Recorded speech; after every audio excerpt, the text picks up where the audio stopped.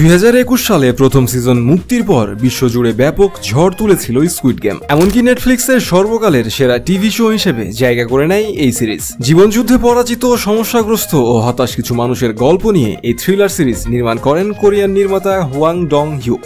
তবে নেটফ্লিক্সের আলোচিত এই সিরিজের বিরুদ্ধে নকলের অভিযোগ এনেছেন ভারতীয় নির্মাতা সোহম শাহ। সম্প্রতি আইডিয়া চুরির অভিযোগে তিনি প্ল্যাটফর্মটির বিরুদ্ধে মামলাও করেছেন।